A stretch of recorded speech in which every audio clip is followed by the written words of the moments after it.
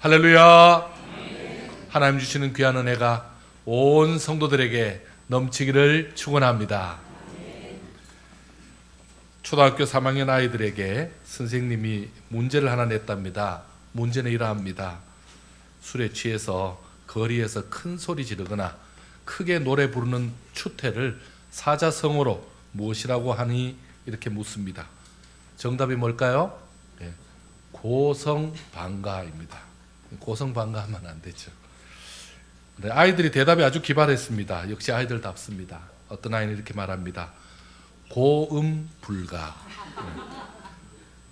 미친 건가, 이럴 수가. 하나의 대답이 다들 뒤집어집니다. 아빠인가. 옆 사람하고 한번 인사합시다. 잘 살아봅시다. 한번 인사합시다. 한 번 더 인사합시다. 오늘도 복된 하루 되시길 바랍니다.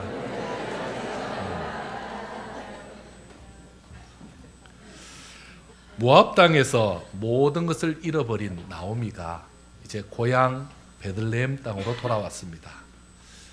참 이 나오미가 돌아오니 사람들이 너무너무 반갑고 기뻐서 친지들까지 또 이웃 사람들까지 나와서 그녀를 환영하고 있습니다. 그런데 그녀는 자신의 이름을 나오미라 부르지 말고 마라라고 불러라 라고 그렇게 얘기합니다. 나오미는요 희락, 기쁨이거든요. 그런데 마라는요 괴로움입니다. 이제부터 내가 기쁨이 아니고 이제는 나는 괴로움뿐이다 라고 그렇게 말합니다. 여러분 너무 안타깝지 않습니까? 그의 지난 그 모압에서의 그 고통을 그대로 대변해주는 그런 말이기도 합니다. 막상 고국 고향 베들레헴으로 돌아왔지만 이제 고향 왔다는 그 안도감 뿐이지 그녀를 기다리는 것은 막막한 현실뿐입니다. 이제는 누구까지 왔습니까? 며느리까지 데리고 왔습니다.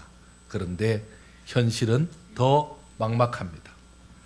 이런 현실을 외면할 수 없어서 이제 며느리가 어떤 특단의 행동을 합니다. 여러분 한번 보실까요? 2절 한번 보시겠습니다. 2장 2절입니다. 2장 2절 한번 같이 읽겠습니다. 시작.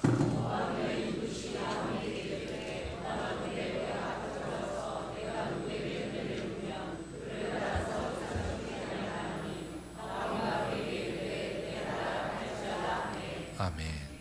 지금 이게 무슨 말입니까? 어머니 제가 밖에 나가서 이삭 주워 올게요. 언제까지 굶고 있겠습니까? 저 허락해 주세요. 그 누가 아는 사람도 없는데 어떡하려고 그러냐. 하나님이 은혜를 주시면 누군가 만나게 되면 제가 그 사람 따라다니면서 이삭이라도 주울게요. 그랬더니요 이 시어머니 나오미가 하는 말이 그래 내 딸아 잘 다녀와라. 지금 그렇게 하고 있는 겁니다. 여러분 참 너무 안타깝죠. 그리고는요 지금 이 기막힌 현실 가운데 그 끼니를 때워서라도 연명하려고 하는 겁니다. 어떻게 되었을까요? 룻이 나가서 이삭을 줍던 그 땅에서 뜻밖의 사람을 만납니다. 그는 바로 엘리멜렉 가문의 친족 보아스라는 사람입니다. 그 사람을 만났는데 그 사람은 참 부자였습니다.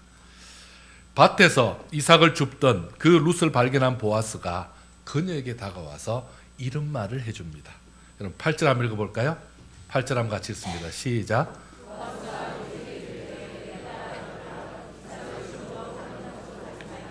여기서 떠나지 말고 나의 소녀들과 함께 있으라. 아멘. 여러분 이 보아스가 그 부자가 그리고 지금 그 주인이 와서 그렇게 다른 밭 가지 말고 우리 밭에 와서 이삭을 주우라 라고 얘기해 줍니다. 그리고는요 그게 끝이 아닙니다. 추수하는 소년들이라 그러죠. 종들에게 당부합니다. 그녀를 책망하거나 그녀를 꾸짖지 마라. 그녀 방해하지 마라. 그리고 그녀가 이삭을 많이 주워갈 수 있도록 곡식단에서 멀쩡한 곡식단에서 뽑아가지고 그 앞에다가 좀 뿌려두라. 이렇게까지 얘기합니다. 왜 갑자기 보아스가 이런 호의를 베풀까요? 보아스의 태도는 누가 봐도 좀 이상합니다. 이미 그 밭에는 이삭을 줍던 다른 여인들도 많이 와 있습니다. 고참 여인들이 지금 많이 있잖아요. 그들이 볼 때도 보아스의 행동은 이상하게 생각할 수 있습니다. 룻은 이방 여인입니다. 홀로 된 또 여인입니다. 혹시 보아스가 다른 생각을 가지고 접근하고 있는 것은 아닐까요? 그는 부자이고 힘 있는 사람입니다. 더군다나 그 밭의 주인입니다. 그러니 그가 마음 먹는다면 어떤 일도 할 수 있을 것 같지 않습니까? 보아스의 갑작스런 친절에 룻도 적잖이 당황합니다. 그래서 룻이 그에게 직접 묻는 장면이 나옵니다. 여러분 10절 한번 볼까요? 10절 같이 읽습니다. 시작.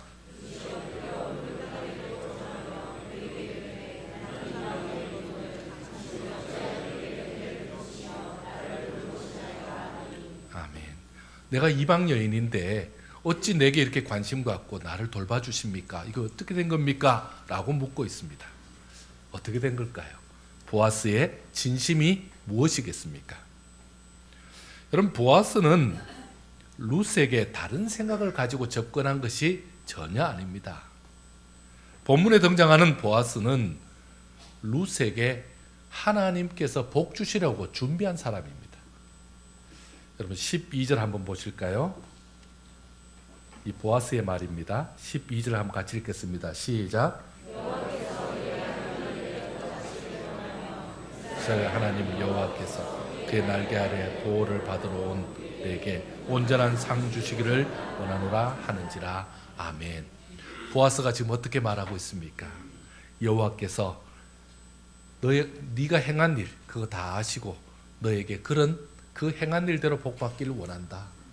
그리고 너 여호와 날개 아래 지금 피하러 왔는데 하나님이 너에게 온전한 상을 주시기를 원한다. 여러분 이 마음이 누구의 마음일까요? 하나님의 마음이죠. 이 마음을 그대로 지금 보아스가 그 마음을 가지고 있었습니다. 하나님께서 룻에게 복을 주시려고 보아스를 통해서 지금 이렇게 말씀하고 있는 것입니다. 그렇다면 룻이 행한 일은 무엇입니까? 룻이 무슨 일을 행해서 이렇게 복을 받고 있는 겁니까? 룻은 한마디로 말하면 섬김의 사람입니다. 어떤 사람이라고요? 섬김의 사람입니다. 남편이 죽고 난 후에 모압에 남아서 충분히 그는 이제 제2의 인생을 살 수 있는 그런 모든 것이 준비되었던 사람입니다. 그런 기회가 있었습니다. 하지만 홀로 된 시어머니를 끝까지 섬기는 일을 포기하지 않았습니다. 룻은 어떻게 이런 기특한 생각을 했을까요? 의외인 것은 룻은 자신의 그 섬김을 특별하게 생각하지 않았다는 겁니다. 그것을 대수롭지 않게 여겼다는 겁니다. 그녀는 그저 함께하는 것을 섬김이라고 알고 있었습니다. 어렵게 된 홀로 된 시어머니, 아무도 돌볼 사람이 없는 시어머니를 떠나지 않고 곁을 지킨 것이 바로 섬김이었습니다. 시어머니 곁에서 24시간 함께한 시간들, 그게 바로 섬김의 시간들이었습니다. 자신이 시어머니를 복양하는 것을 당연하게 여겼습니다. 본문에서 보이듯이 밭에 나가서 이삭이라도 주워오겠다라고 말하는 며느리, 여러분 보통 며느리 아니죠? 보통 지금 이 이방에서 온 며느리가 이렇게 기특합니다. 시어머니를 섬기는 그것이 자신은 당연하다고 생각하고 있는 것입니다. 현실을 원망하거나 비관하지 않았습니다. 그리고는요, 손을 놓고 주저앉아 있지 않았습니다. 어떻게 했습니까? 이삭을 주워와서라도 우리 어머니 배고프실까봐, 우리 굶고 계신 어머니 어떻게든지 내가 돕겠다, 그런 마음으로, 그 복양하는 그 마음으로 그녀는 행동을 했습니다. 그 행동이 바로 섬김이었던 것입니다. 그것이 복받을 일이었습니다. 룻은 어떤 상황에서도 그 마음이 변하지 않았습니다. 룻은 상황이 많이 바뀐 게 있었죠. 남편이 먼저 죽었습니다. 남편이 죽었으니 이제는요, 자신도 더 이상 이 집에 있을 이유가 없다고 생각할 수 있잖아요. 그런데도 변하지 않았습니다. 고국 모압에서 타국 이스라엘로 지금 옮겨왔습니다. 너무나 상황이 많이 바뀌었죠. 와보니까 아무것도 없죠. 와보니까 자기가 할 일도 없잖아요. 그런데도 그는 달라질 것이 없었습니다. 처음부터 끝까지 한결같은 그녀의 모습이 바로 섬김의 모습이었던 것입니다. 여러분, 우리 하나님은 어떤 하나님이시 아십니까? 우리 하나님은 섬긴 대로, 행한 대로 온전한 복과 상을 주시는 분이십니다. 하나님은 이 땅에서 행한 대로 그 복을 주시는 분입니다. 어떻게 그렇게 하실 수 있을까요? 여러분, 우리 하나님은 아무리 이 땅에서 작은 섬김이 있었을지라도 그거 잊어버리지 않으십니다. 그거 잊어버리지 않았습니다. 하나님 어떤 분이신데요? 하나님은 기억력이 상당히 좋으십니다. 하나도 잊어버리지 않으시잖아요. 우리 하나님께서는요, 얼마나 그 정확하게 기억하시는지 반드시 갚아주시는 분이죠. 원수는 어떻게 하고요? 참 죄지은 자, 그 죄지은 그것은 3대까지밖에 안 가지만 오히려 은혜는요, 자손 1000대까지 베푸시는 분이 우리 하나님이시잖아요. 그렇다면 섬김의 사람 룻이 받은 복은 무엇입니까? 그녀가 받은 복은 먼저 그녀를 하녀처럼 대하지 않았다. 하녀보다 원래 더 아래죠. 왜냐하면 그냥 나그네인데다가 그리고 곡식 주워 먹는 사람 정도죠. 그런데 하녀처럼 대하지 않고 주인처럼 대해줬습니다. 주인의 상에 앉는 복을 주셨습니다. 여러분 14절 한번 보실까요? 14절 같이 한번 읽습니다. 시작.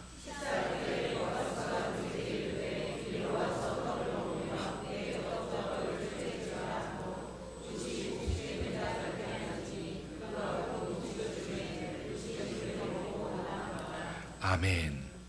주인처럼 주인의 상에 앉아 있죠. 이게 바로 복입니다. 곡식을 채워주십니다. 그것도요, 배불리 채워주십니다. 그리고는요, 그 가정에 필요한 만큼 채워주십니다. 하나님이 하신 거죠. 공급의 복을 주셨습니다. 18절 한번 읽어볼까요? 18절 같이 읽습니다. 시작. 그 주운 것을 보이고 그가 배불리 먹고 남긴 것을 내어 시어머니에게 드리매. 아멘. 자신만 배부른 게 아니죠. 그 가족까지 배불리는 그런 복을 받습니다. 그리고는요, 아무도 책망하지 못하게 하셨고 꾸짖지 못하게 하셨으니 하나님은 섬기는 그녀를 눈동자같이 보호해 주셨습니다. 하나님이 안전의 복을 주신 겁니다. 한번 읽어보겠습니다. 15절입니다. 같이 한번 읽습니다. 시작. 자기 소년들에게 명령하여 이르되 그에게 곡식단 사이에서 죽게 하고 책망하지 말며 16절 또 그를 위하여 곡식 다발에서 조금씩 뽑아버려서 그에게 죽게 하고 꾸짖지 말라 하니라. 아멘. 여러분, 이 남의 집에 가서 곡식을 줍는 이 일은 어떻게 보면 너무나 위험한 일이기도 하죠. 너무나 여인의 몸으로서 참 이것을 감당한다는 것 자체는 너무나 힘들고 괴로운 겁니다. 그 종들이 참 함부로 할 수 있고 그 종들이 참 그 그녀에 대해서 참 어떻게 보면 그 해코지를 할 수 있는 부분도 충분히 있습니다. 그런데 하나님께서는 그녀를 눈동자처럼 보호해 주셔서 안전을 지켜주셨습니다. 자, 그러면 하나님께서 또 복 줘야 되실 분이 계시죠. 바로 보아스가 있습니다. 보아스는 어떤 복을 받았을까요? 하나님은 보아스를 통해서도 복을 주셨습니다. 보아스와 룻을 통하여 이루시는 하나님의 크신 계획을 이루셨습니다. 그게 뭐죠? 이 보아스와 룻이 나중에 결혼하죠.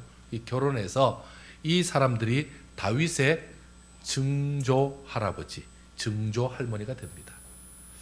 그럼 근데 그게 전부가 아니죠. 보아스는 섬김의 사람으로서 복을 받았습니다. 보아스의 밭에는 이삭을 줍는 사람들이 많이 있었습니다. 그러니까 룻도 그들을 따라간 것입니다. 그는 이미 이전에도 많은 자들을 섬긴 자였습니다.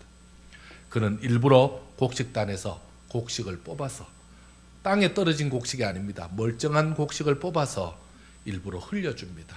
그래서 그 이웃들이 줍게 하였습니다. 여러분, 우리 그런 생각이 들지 않습니까? 아니, 줄 거 땅에 떨어뜨리지 말고 그릇에 담아서 멀쩡한 걸 주지. 아니, 곡식단을 아예 한 단씩 주지. 왜 이렇게 수고하게 하고 왜 흙묻히게 만들까? 이런 생각이 듭니다. 여러분 생각해 보십시오.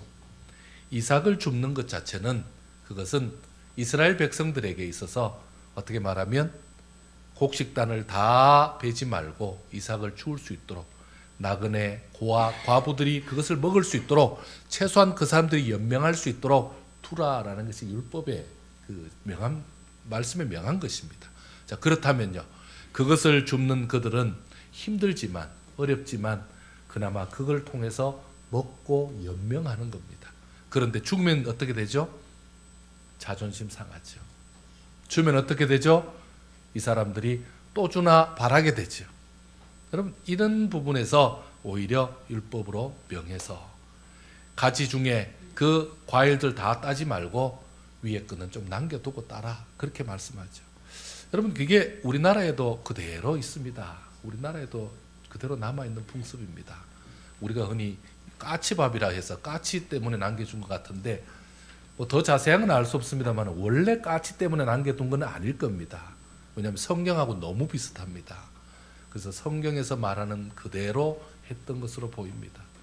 어쨌든 이 사람들에게 자존심 상하지 않고 그들을 살릴 수 있는 방법으로 최선을 다해서 흘렸습니다. 흘리는 거 보여줬겠습니까? 일부러 보이지 않게 조심조심 흘려놨겠죠. 여러분 이렇게 했더니 그 섬김이 하나님께서 기쁘게 보셨습니다. 그래서 어떻게 합니까? 재물뿐만 아니라 모든 이들에게 존경받는 유력한 사람이 되도록 하나님께서 축복해 주신 것입니다. 귀한 성도 여러분, 우리는 어떻습니까? 우리도 이런 섬김이 있으면 좋겠습니다.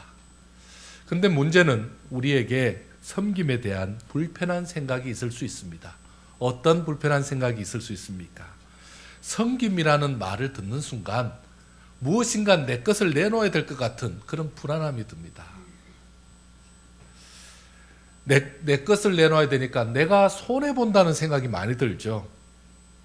이것은 자기만을 생각하는 이기심입니다. 왜 나만 섬겨야 되나? 왜 맨날 나는 섬기고 저 사람은 얻어먹어야 되나? 저 사람 맨날 공짜로 주는 것 같고 좀 기분 나쁘죠. 괜히 손해보는 것 같죠. 나도 가진 것 없다. 감추고 싶고 벗어나려는 생각도 듭니다. 어떨 때는요. 있는 자들이 그렇게 돕는 거지.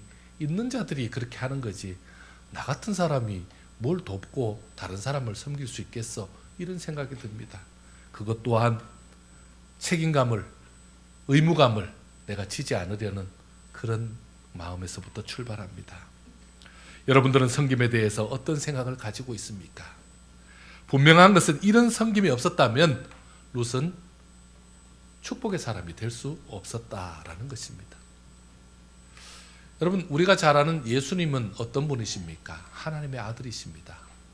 여러분 하나님의 아들에게 하나님의 아들 되시는데 우리가 보태준 거 있을까요? 우리가 뭐 도와드린 거 있을까요?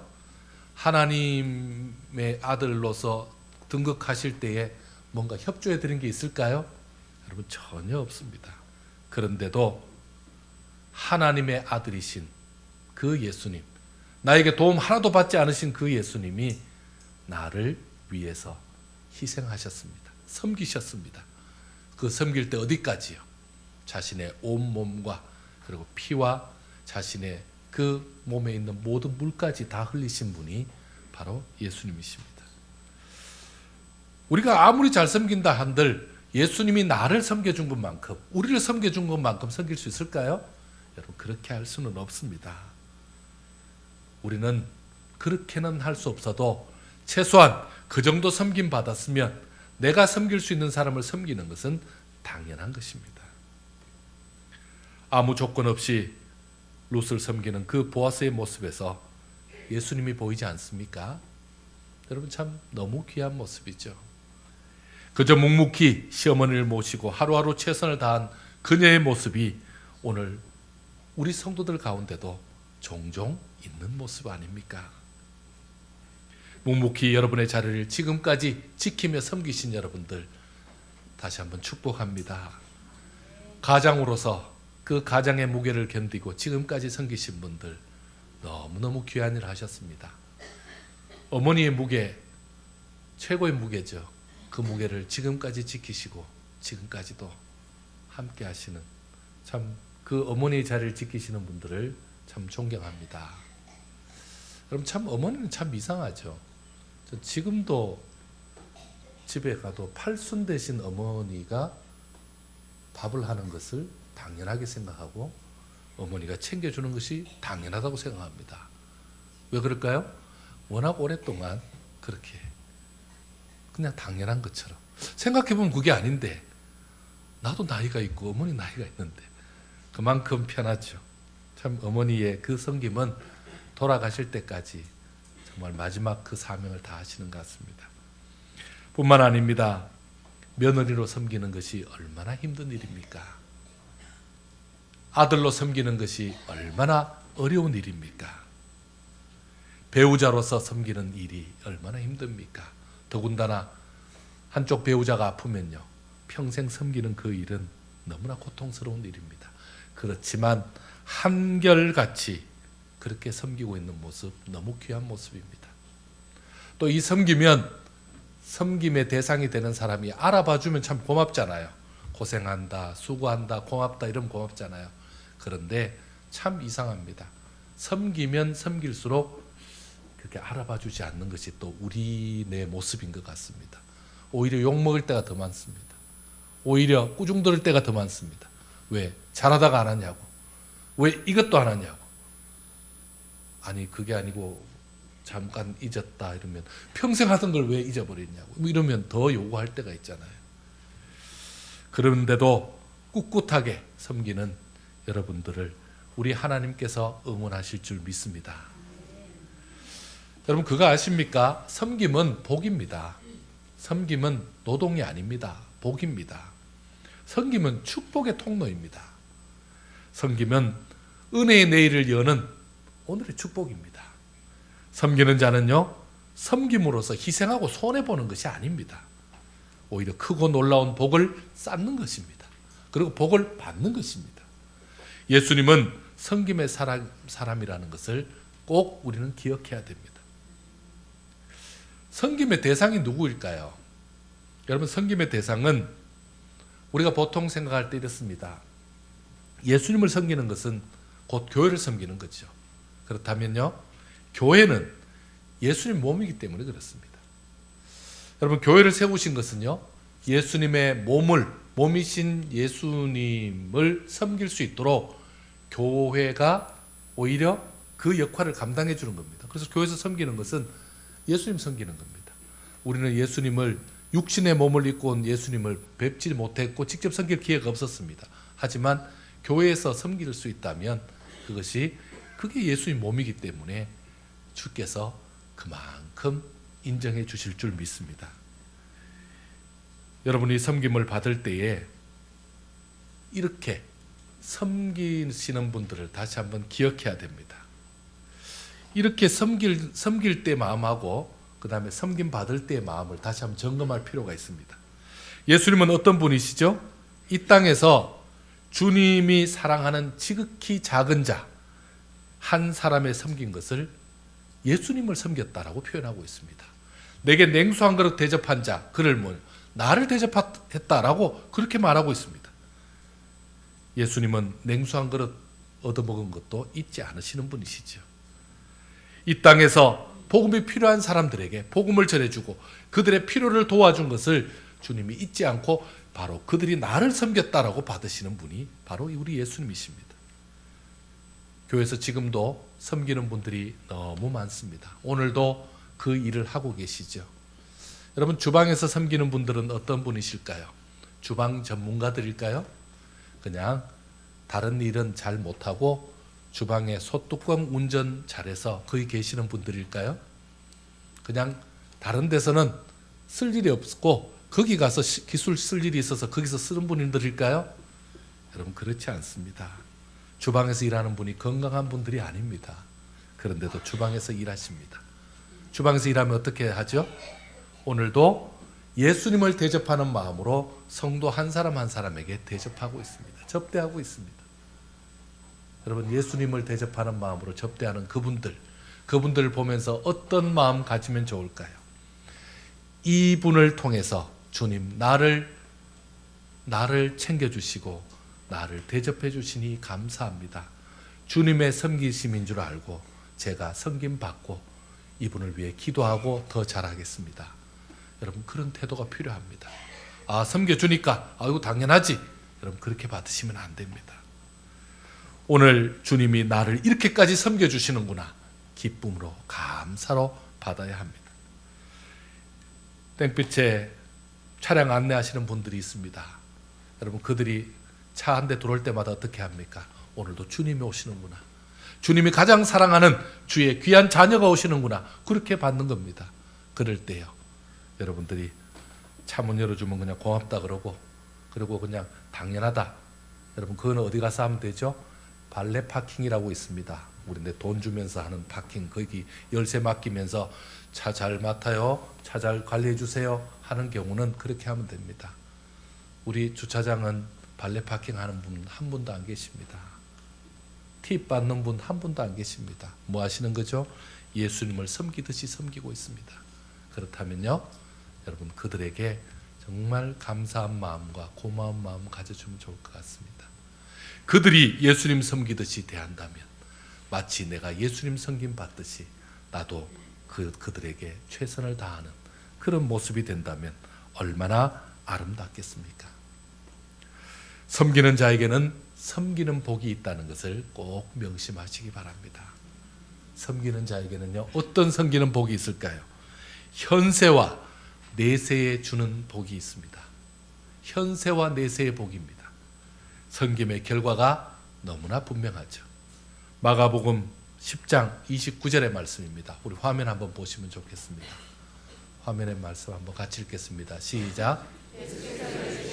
내가 진실로 너에게 이르노니 나와 복음을 위하여 집이나 형제나 자매나 어머니나 아버지나 자식이나 전토를 벌인 자는 그 다음에요. 그 다음 말씀 현세에 있어 집과 형제와 자매와 어머니와 자식과 전토를 100배나 받되 박해를 경하여 받고 내세의 영생을 받지 못할 자가 없느니라. 아멘. 복음을 위하여 손해본 자들이죠. 그들에게 어떻게 합니까? 그 손해본 것 100배나 더 받는다라는 말씀이 있죠. 그러면요, 오늘 우리에게는 어떻게 됩니까? 복음을 위해서, 주의 나라를 위해서, 주님을 위해서 희생한 자들에게도 우리 현세에 받는 복이 있다라는 것을 알려주고 있죠. 그 다음에요, 내세는 뭐하죠? 영생 받지 못할 자가 없다고 말씀하고 있죠. 현세와 내세에 받는 복이 이렇게 큰 것입니다. 그렇다면 섬김은 하나님께서 나에게 복받을 기회로 주신 것임을 기억해야 됩니다. 섬길 수 있다는 것은 뭐죠? 더 큰 복을 받는 것입니다. 여러분 우리는 보통 그렇게 하죠. 내가 섬기면 뭐 줄까? 보수가 무엇일까? 보상이 뭘까? 그렇게 생각합니다. 근데 이 섬김은요, 그 정도가 아닙니다. 그 차원이 아닙니다. 내가 손해보고 내가 희생하고 내가 주의 교회를 위해서 참 남들 알아주든 알아주지 않든 그렇게 희생하는 그 모든 것은 하나님께서 복받을 기회로 또 복의 기회로 우리에게 축복해 주시는 것입니다. 지금의 섬김이 어떤 기회입니까? 복받는 기회입니다.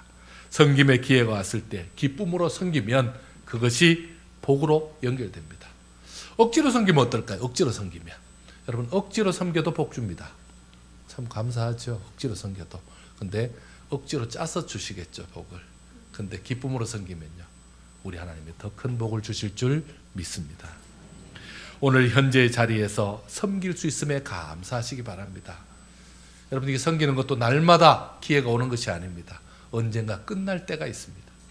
우리의 생명이 끝나든 아니면요, 우리의 어떤 그 직책이 끝나면 또 끝나는 겁니다.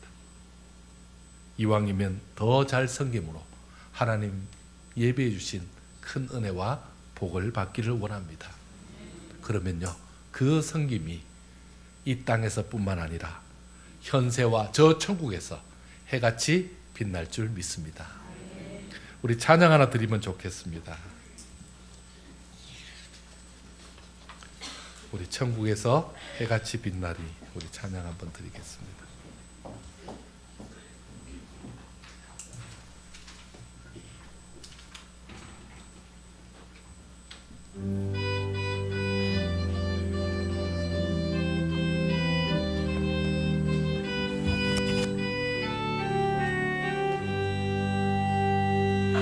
당신의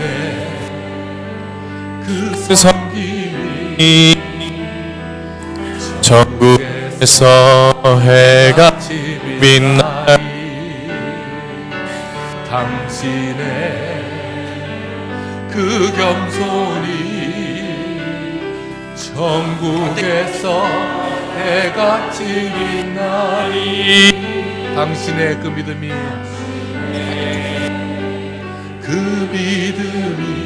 천국에서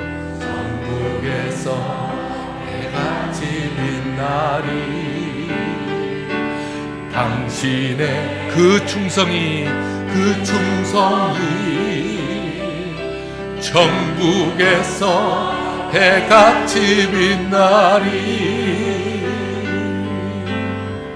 주님이 기억하시며 족하리 예수님 사랑으로 가득한 모습 천사도 흥분하는 아름다운 그 모습 천국에서 해같이 빛나리 당신의 그 순종이 천국에서 해같이 빛나리 당신의 그 사랑이 천국에서 해같이 빛나리 당신의 그 찬송이 천국에서 해같이 빛나리 당신의 그 헌신이 천국에서 해같이 빛나리 주님이 기억하시면 족하리 불타는 사명으로 가득 찬 모습 천사도 근모하는 아름다운 그 모습 천국에서 해같이 빛나리. 여러분의 섬김이 천국에서 해같이 빛나는 큰 축복 되시기를 축원합니다. 함께 기도하겠습니다. 하나님, 참으로 이 시간에 참으로 귀한 분들이 지금까지 주님의 이름을 간직하면서 자신의 자리에서 섬겨왔습니다. 가정에서 참으로 가장의 자리, 아버지의 자리, 어머니의 자리, 부모의 자리를 섰고 또한 며느리의 자리, 그리고 아들의 자리, 또한 간병하는 그 자리에 최선을 다했습니다. 또한 어려운 환경에서도 열심히 직장 생활하며 주어진 자신의 일들을 감당해온 사람들입니다. 저들의 섬김을 기억하여 주옵소서. 저들이 주의 교회에 와서 또한 그 손을 놓지 않고 또 귀한 일을 감당해 왔습니다. 참으로 힘든 일, 허들의 일, 어려운 일들, 그 일들을 감당했습니다. 아버지 하나님, 재정부에서 일하시는 분들은 밥도 제대로 드시지 못하고 일하고 계십니다. 방송실에서는 예배도 잘 드리지 못하는 가운데 최선을 다합니다. 아버지 하나님, 섬김의 자리, 그 은혜의 자리가 너무나 귀해서 그 자리를 놓지 않고 지금까지 충성해 왔습니다. 아버지 하나님, 저들을 축복하여 주시옵소서. 아버지 하나님, 저들의 섬김이 있었음에 오늘날 우리의 교회가 있는 줄 믿습니다. 우리 귀한 어르신들 참으로 백발이 되기까지 주의 교회를 위해서 섬겨왔습니다. 그 섬김을 포기하지 않았고 그 섬김을 놓치지 않았고 그 섬김을 멈추지 않았기에